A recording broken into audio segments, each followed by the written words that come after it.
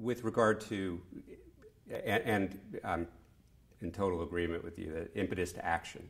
These agencies want to get the job done, as you said. But one of the interesting things about the Privacy and Civil Liberties Oversight Board's investigation of the Section 702 Foreign Intelligence Surveillance Act program is one of their recommendations, and I'll read it to you.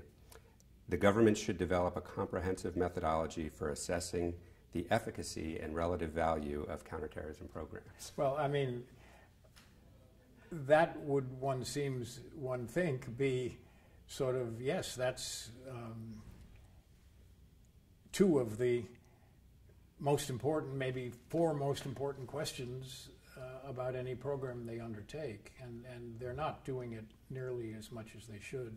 Right. And I think it came out of the frustration of saying, well, what is the value? And there were no metrics that they could show them to demonstrate the value. But again, you would think that would be... So much of what the intelligence agencies have done, which were seen as successes when done, have real, serious, long-term adverse impacts. And the overthrow of Mossadegh in Iran, he was a democratically elected prime minister of Iran, and people worried that he might be close to the communists, although he wasn't a communist, and they worried that he was going to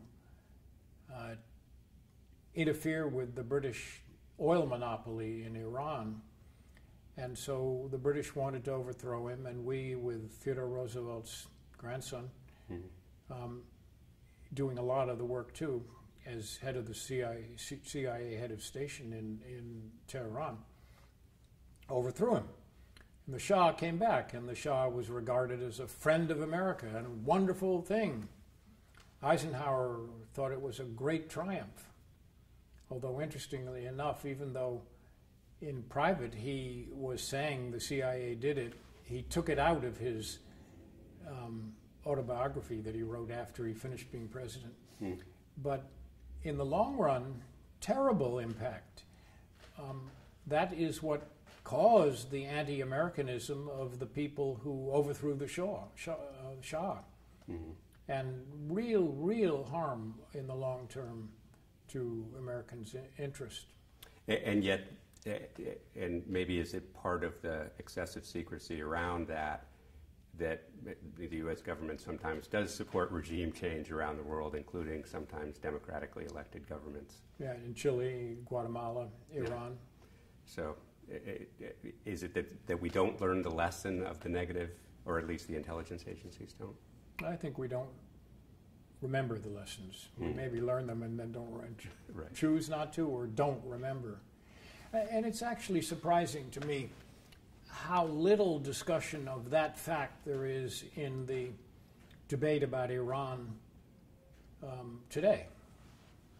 I mean, we don't want a nuclear weapon in Iran, but in the debate about it, people forget the history of why Iran felt antagonistic to America, and also probably why they feel or have felt they need the deterrent of an atomic weapon.